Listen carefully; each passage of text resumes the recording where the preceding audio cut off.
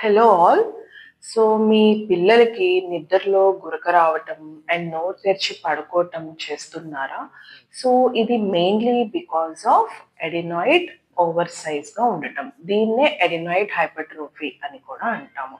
So ఇప్పుడు ఈ adenoid hypertrophy వల్ల వచ్చే గురక అండ్ నోరు తెరుచుకోవటం, పడుకోవటం అనే దాన్ని నెగ్లెక్ట్ చేస్తే వచ్చే ఫ్యూ కాంప్లికేషన్స్ గురించి ఇప్పుడు నేను ఎక్స్‌ప్లెయిన్ చేస్తాను. సో ఫస్ట్ వచ్చేసి ఫేషియల్ చేంజెస్.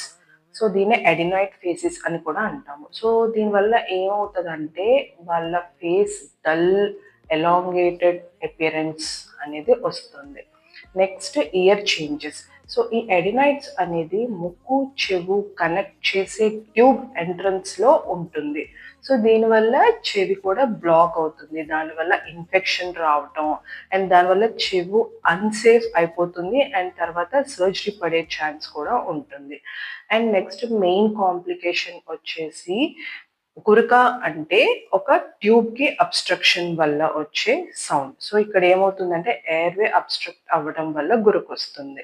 సో దీనివల్ల మన లంగ్స్ అంటే పిల్లల లంగ్స్‌లోకి సరైన మోతాదులో గాలి వెళ్ళకపోవటం వల్ల అక్కడ ఉన్న రక్తనాళాలలో ప్రెషర్ అనేది పెరుగుతుంది. దీన్నే పల్మనరీ హైపర్‌టెన్షన్ అని అంటాము.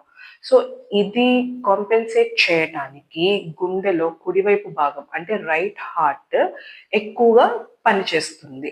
సో ఇది పని చేసి ఒకానొక టైంలో అలిసిపోతుంది. సో రైట్ హార్ట్ ఫెయిల్యూర్ వచ్చే ఛాన్స్ ఉంటుంది. సో ఈ కాంప్లికేషన్స్ అన్నీ కూడా ఫ్యూ డేస్, వీక్స్‌లో వచ్చేవు. ఇవి కొన్ని మంత్స్ నుంచి ఇయర్స్ టైం తీసుకుంటుంది. కానీ ఒకసారి కాంప్లికేషన్స్ వచ్చాక అవి రివర్స్ చేయలేము.